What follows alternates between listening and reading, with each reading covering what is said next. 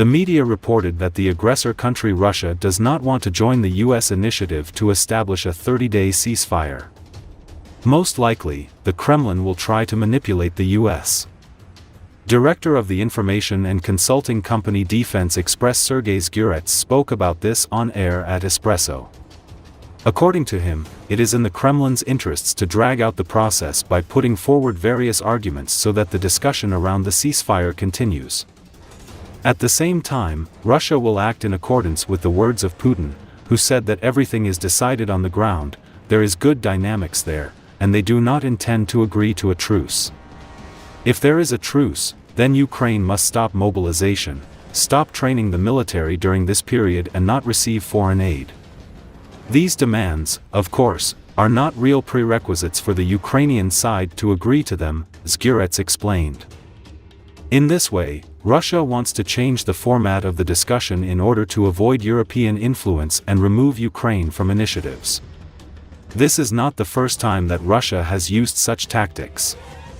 Zgurets noted that US President Donald Trump may be irritated by such behavior of the Kremlin and personally Russian dictator Vladimir Putin when he realizes that his conditional partner promises one thing and acts completely differently. Then the US can apply important levers of influence. In particular, publicly announced sanctions are one factor, and the second is military. That is, the acceleration of deliveries of packages under the programs adopted during Biden's time. There are no new packages from Trump yet, but they may be. It is also possible to accelerate the production of weapons samples, which is currently taking place at American enterprises. These two factors can be implemented and in a certain way affect the situation on the front line, he concluded. Recall US President Donald Trump's National Security Advisor Mike Volz held talks with a representative of the Russian Federation, after which Trump's Special Representative Steve Witkoff arrived in Moscow to discuss a possible truce. However, the Russian Federation has not yet given a clear answer. Earlier it was also reported that Ukraine had begun forming a national team to monitor the 30-day ceasefire. The team will be developing an algorithm of actions to monitor the ceasefire. Ukrainian military personnel stated that they do not believe that the 30-day ceasefire on the contact line will be effective. They recalled that during the ATO/JFO, the Russians repeatedly violated the temporary ceasefire.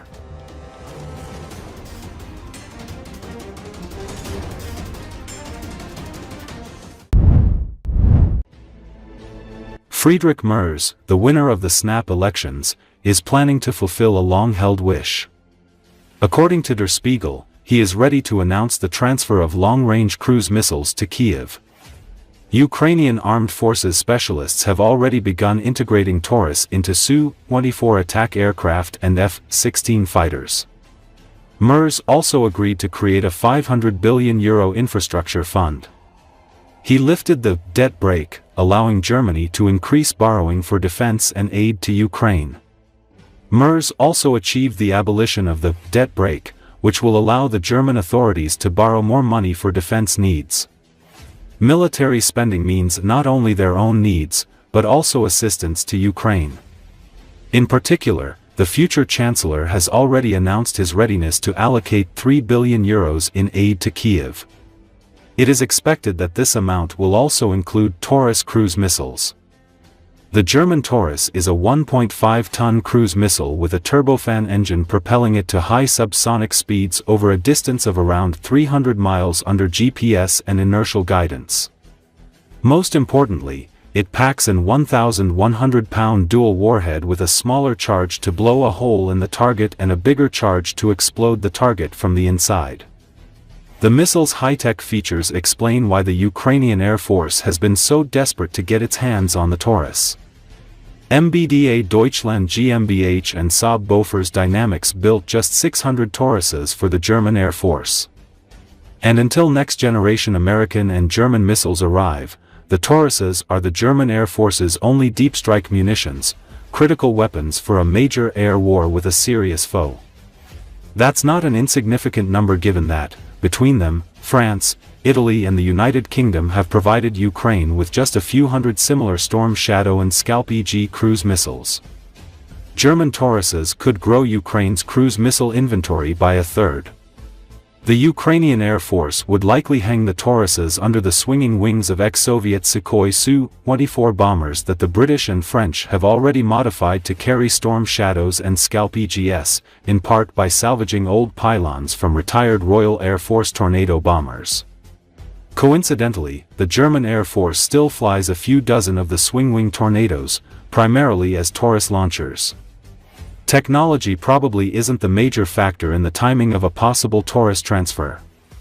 Merz won't take over as Chancellor until after his Conservative Party has negotiated the formation of a new government with the Social Democrats, a process that could take weeks if not months. Merz might not have the authority and political capital to push through a missile deal until late spring or early summer.